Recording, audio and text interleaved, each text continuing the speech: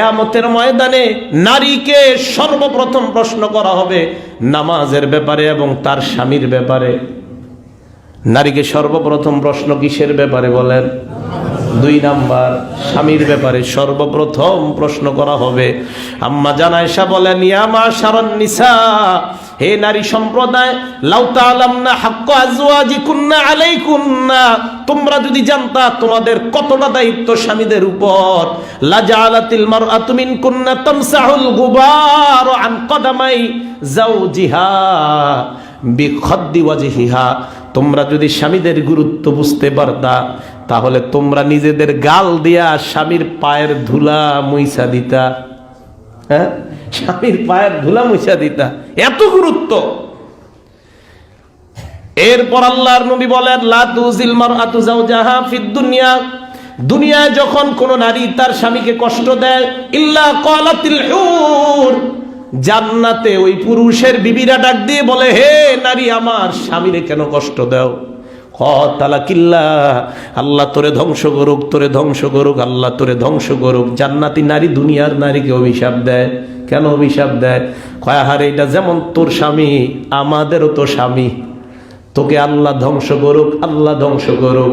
এই কথা কেন বলে? হুররা, তোমার যদি মন না চায় এই স্বামীর সাথে থাকতে, এই পুরুষটা যখন মারা যাবে আমরা অপেক্ষায় আছি কখন আল্লাহ তাকে আমাদের স্বামী বানায়া দিবে। শুধু তাই নয়, আমরা যখন এই পুরুষটাকে স্বামী হিসাবে আল্লাহর কাছে পেয়ে যাব, আমরা নাচতে নাচতে বলবো, আল্লাহ আমাদেরকে যেই স্বামী দিলা, এই স্বামীর মাধ্যমে আমরা পূর্ণ সন্তুষ্ট হয়ে গেলাম।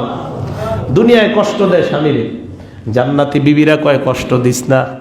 দেখছেন কি কথা? সাথে সাথে বলে কষ্ট দিও না। আল্লাহ হেফাজত করেন, বলেন আমিন। 1 নাম্বার, যেই বিবি তার স্বামীকে কষ্ট দেয়, ঠিকানা জাহান্নাম। 2 নাম্বার, আল মুতাশাব্বিহাতু মিনান নিসাই বির রিজাল, যেই মেয়েটা দুনিয়ার মধ্যে পুরুষ হয়ে যায়। কি হয় মানে কি? প্যান্ট পরা কার কাজ? সাধারণত আমরা জানি প্যান্ট খেয়ে পরে, শার্ট কারা পরে। এখন যদি কোনো নারী প্যান্ট শার্ট পরে, আল্লাহর নবী বলেন, লাআনাল্লাহুল মুতাশাব্বিহিনা মিনার রিজালি বিন নিসা, একদল পুরুষ আছে এরাও মায়া সাজে, আছে না নাই? আল্লাহর নবী বলেন, এই যে পুরুষ মেয়ে সাজে, এদের উপর আল্লাহর অভিশাপ। বিয়ের মধ্যে গেলে দেখা যায় একদল পুরুষ মায়া হয়ে গেছে আর একদল মাইয়া পুরুষ হয়ে গেছে। আল্লাহর নবী বলেন, লাআনাল্লাহুল মুতাশাব্বিহিনা মিনার রিজালি বিন নিসা ওয়াল মুতাশাব্বিহাতি মিনান নিসাই বির রিজাল, যেই পুরুষটা দুনিয়ার মধ্যে মেয়ে হয়ে যায়, যেই মেয়েটা পুরুষ হয়ে যায়, নবী বলেন নাউজুবিল্লাহ।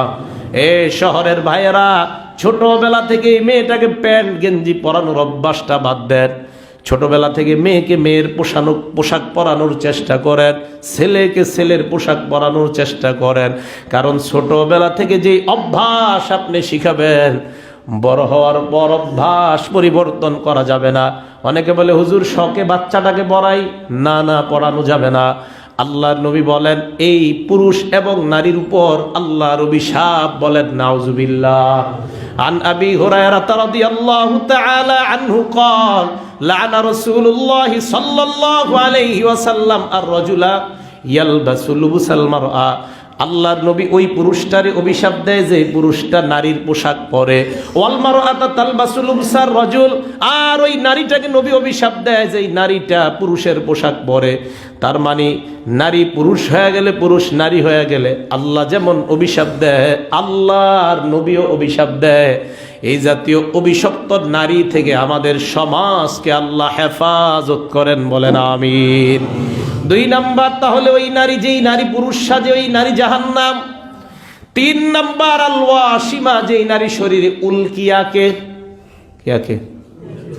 উল্কি টেটু আঁকে, পুরুষ হোক নারী হোক, যেটা আঁকবে, নবী বলেন তার ঠিকানা জাহান্নাম। 4 নাম্বার, আল মুস্তাওসিমা, যার শরীরে আঁকা হয় সেও জাহান্নামে, যে আইকা দেয় সেও জাহান্নামে। 4 নাম্বার, যার শরীরে আঁকা হয় তার ঠিকানাও জাহান্নাম।